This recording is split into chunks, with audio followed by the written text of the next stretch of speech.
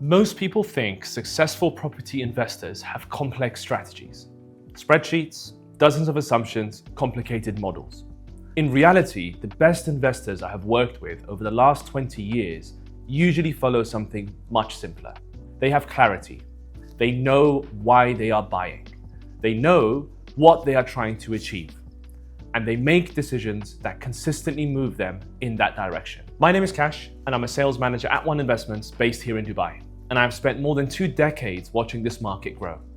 In this video, I want to walk you through how to build a simple, practical property strategy for Dubai. Not theory, not hype, just a framework that is simple that you can actually use. Let me start with something important. A strategy is not a location.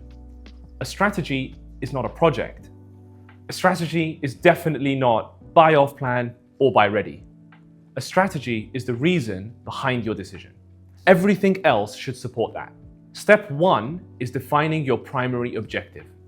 Before you look at areas, projects, or prices, you should be able to clearly answer this one important question. What do I want this property to do for me? Not what sounds good, not what other people are doing, what you want. For most buyers, objectives fall into a few broad categories. Income-focused, growth-focused, lifestyle-focused, or a blend of the three. If your main goal is income, your strategy will prioritize rental demand, tenant profile, and yield stability. If your main goal is growth, your strategy will prioritize future infrastructure, emerging areas, and price positioning. If your main goal is lifestyle, your strategy will prioritize livability, community, and personal preferences. There's nothing wrong with any of these. The problems arise though when people mix objectives without actually realizing it. They say they want income, but they buy in an area where the yield is historically low. They say they want growth, but then they buy in an already mature location with limited upside. Clarity here solves many future issues. Step 2 is understanding your time horizon. Dubai rewards medium to long-term thinking. That does not mean that prices never move in the short term. They do. But strategies that are built around short holding periods are far more sensitive to timing. Ask yourself honestly, am I comfortable holding this property for 5 to 10 years if I need to? Or am I relying on a quick early exit? Do I have flexibility? Because the longer your time horizon, the more forgiving the market becomes. Short-term horizons, they require precision and exact timing. Longer-term horizons allow compounding to do a lot of the work. Neither is right or wrong, but they lead to very different choices. Step 3 is defining your risk comfort. Risk is not a good thing or a bad thing. It's just personal. Some buyers are more comfortable with emerging areas with slightly more risk, and some prefer proven locations with what they perceive to be slightly less risk.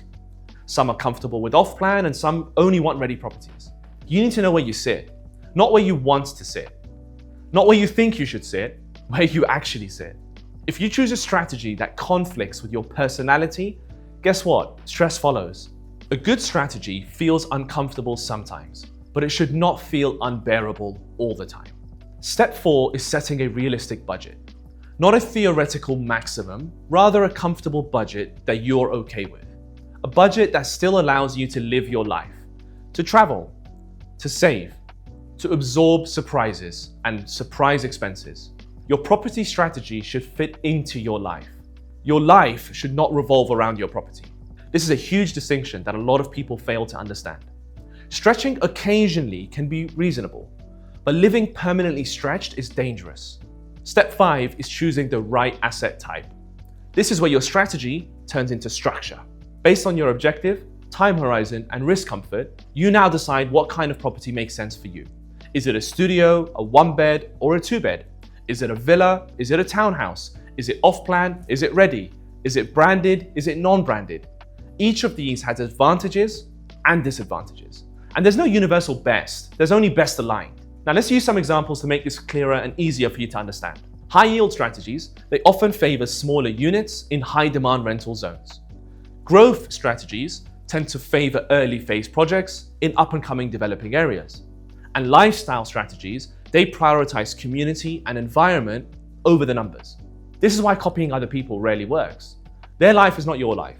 Their numbers are not your numbers. Their stress tolerance is not your stress tolerance. Step 6 is selecting the right location.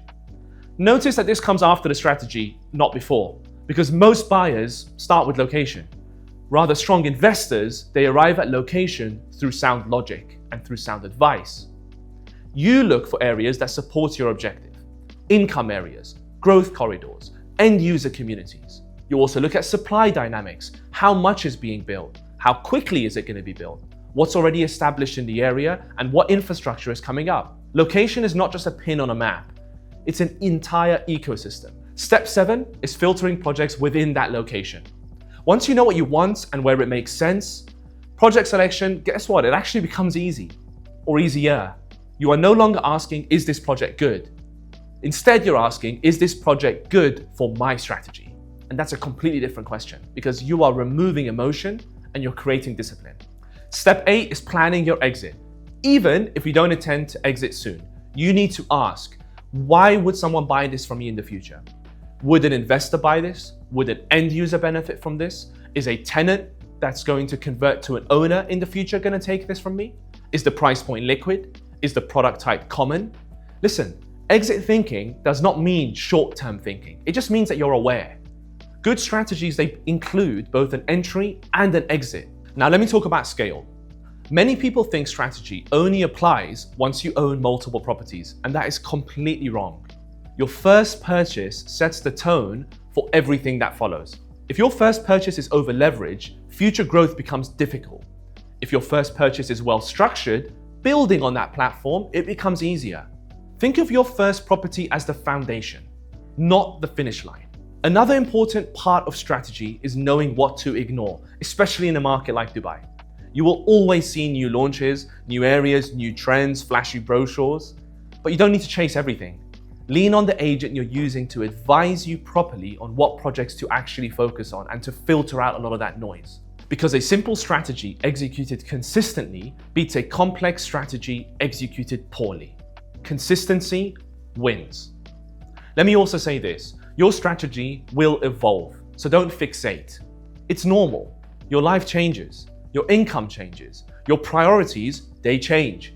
A good strategy is a strategy that's flexible. What matters is that you always return to the first principles behind why you're buying it in the first place. Ask yourself, why am I buying this? And what am I trying to achieve? Does buying this property move me closer to that end goal? If yes, proceed.